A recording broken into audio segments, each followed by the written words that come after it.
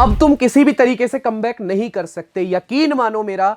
अब तुम्हारा एग्जाम बहुत ही बेकार जाने वाला है, तुम बोर्ड एग्जाम के अंदर फेल होने वाले हो, क्योंकि तुम पहले से ही इस बात को डिफरेंशिएट कर चुके हो कि सर मेरा क्या होगा, मैं एक एवरेज स्टूडेंट हूं। आज हम बात करेंगे आपके उस बड़े से मिथ की जिसमें आपको बताया जाता है कि आप एक एवरेज स्टूडेंट हो, बिलो एवरेज स्टूडेंट हो, या फिर आप एक टॉपर हो। सबसे पहले बात समझो, ये words topper, average, below average, इनका क्या मतलब है? क्यों ऐसे बताया जाता है कि सर टॉपर ये है, ये एवरेज है, मैं एवरेज हूं, मैं टॉपर हूं, मैं बिलो एवरेज हूं? कैसे ये डिफरेंशिएशन होता है? तो आज मैं आप सभी को एक बहुत ही इंपॉर्टेंट बात बताने वाला हूं, फिर आप डिसाइड करोगे कि क्या आप एक टॉपर हो या फिर एवरेज स्टूडेंट। सबसे पहले जिस टाइम पर आप खड़े हो, जनवरी का मंथ यानी डिसीजन मंथ, यहीं पर आपको यह डिसाइड करना पड़ेगा कि आप एक किस कैटेगरी से बिलोंग करने वाले बच्चे हो।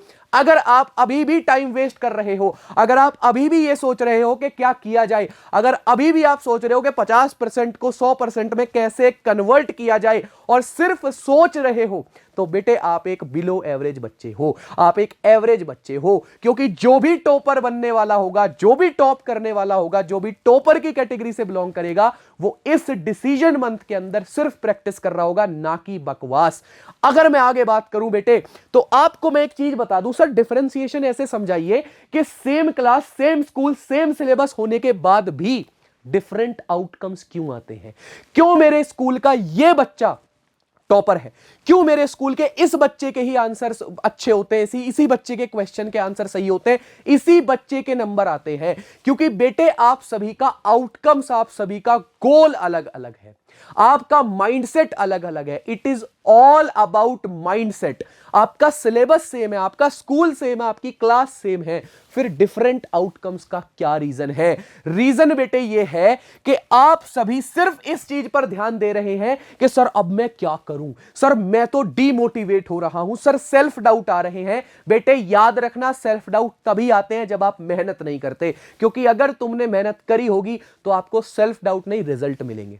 अब मैं आपको यह बताने वाला हूं दी एंड गेम का क्या मतलब है। लास्ट 30 दिन, मुश्किल से 30 दिन बचे बेटे बोर्ड एग्जाम के अंदर। अगर आज भी आप ये सोच रहे हो कि कैसे करूं, तो बेटे ये सोचने का समय नहीं है। अब शस्त्र उठाओ और रण में जाओ, बस इतनी सी ही बात है।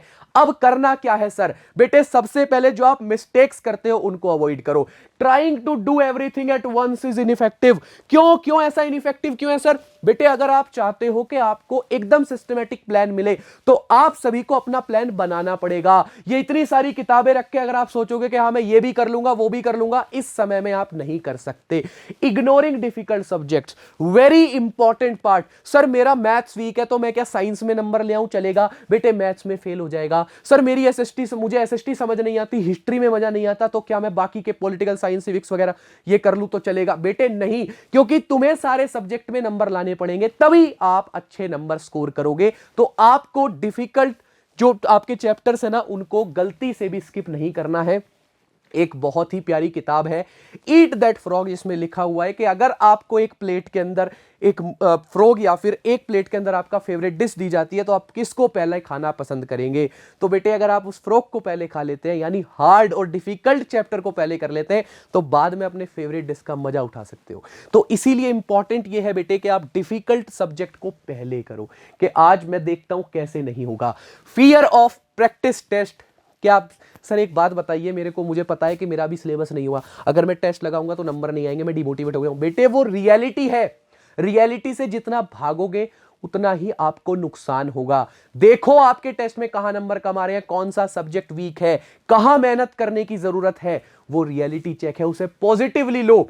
अब आ जाते हैं सर किस तरीके से हम क्या कर सकते हैं। Consistency over perfection. बेटे अगर आप चाहोगे कि मेरे सारे सवाल सही हो जाए, मेरे 100 में से 100 आ जाए, तो वो नहीं होने वाला है, क्योंकि उसके लिए तैयारी पहले महीने से करनी पड़ती है। लेकिन सर अब क्या हो सकता है? अब आप कंसिस्टेंसी को ही की बना सकते हो, कंसिस्टेंसी से ही 100 में से 100 ला सकते हो, परफेक्शन से नहीं आएंगे। क्योंकि अगर आप परफेक्शन के पीछे भागोगे तो एक ही चीज पर अपना टाइम वेस्ट करोगे। तो इंपॉर्टेंट क्या है? कंसिस्टेंसी। आज ही प्लान बनाओ कि मैं अगले दिन से 10 घंटे पढ़ूंगा और 10 घंटे रोज पढ़ने। रोज 10 घंटे पढ़ने हैं, यही प्लान बनना चाहिए, इसी को बोलते हैं कंसिस्टेंसी। अब मैं आपको बता देता हूं सिंपल 30 दिन का रूटीन। मॉर्निंग में सबसे पहले कॉन्सेप्ट, थ्योरी और न्यूमेरिकल्स पे प्रैक्टिस करो। इवनिंग में तुम्हें वापस से अपनी प्रैक्टिस शीट्स करनी है, जितनी भी तुम्हारे पास डीपीपीस या प्रैक्टिस सेट्स है वो करनी है। उसके बाद नाइट में आपको रिवीजन करना है, ठीक है। किसके थ्रू रिवीजन करना है? प्रीवियस ईयर क्वेश्चन के थ्रू। कैसे प्रीवियस ईयर क्वेश्चन लगाने? सबसे पहले आपने थ्योरी पढ़ ली, आज आपने एक चैप्टर पढ़ा के भाई इलेक्ट्रिसिटी की थ्योरी पढ़ लेता हूं, इलेक्ट्रिसिटी के कॉन्सेप्ट पढ़ लेता हूं। आपने इवनिंग में क्या किया? उसकी प्रैक्टिस शीट कर ली, उसकी डीपीपी कर ली। उसके बाद आप रात को उनके पीवाईक्यू करना शुरू कर दें। फिर आपको क्या करना है? ये वाला पार्ट तो छोड़ ही दो बेटे, ये तो अब देखना ही नहीं है। मोबाइल फोन को तो दूर फेंक दो भाई। ब्रेक्स के अंदर भी अगर आप यूज करते हो तो भी बेकार है, क्योंकि वो 10 मिनट का ब्रेक कब 1 घंटे का बन जाएगा तुम्हें नहीं पता चलेगा। इसीलिए सिर्फ ये 3 पार्ट, सुबह में मैं सिर्फ थ्योरी पढ़ूंगा, शाम में मैं सिर्फ प्रैक्टिस करूंगा और रात में मैं पीवाईक्यूज करूंगा, ताकि मैं अपने आप को देख सकूं कि मैं कितना पानी में हूं। इंपॉर्टेंट बात है बेटे, अब सिर्फ 30 दिन बचे हैं। ये चॉइस ही मैटर करेगी कि आप टॉपर है या एवरेज, जो कि मैंने स्टार्टिंग में बोला था। टॉपर, एवरेज और बिलो एवरेज बच्चा टीचर या फिर कोई सोसाइटी डिसाइड नहीं करती, आप ही डिसाइड करते हैं। अब आपको डिसाइड करना है कि एक्सक्यूज चाहिए या कमबैक। मैं मिलूंगा आपसे ऐसे ही किसी वीडियो में। Till then keep learning, keep hustling. Thank you.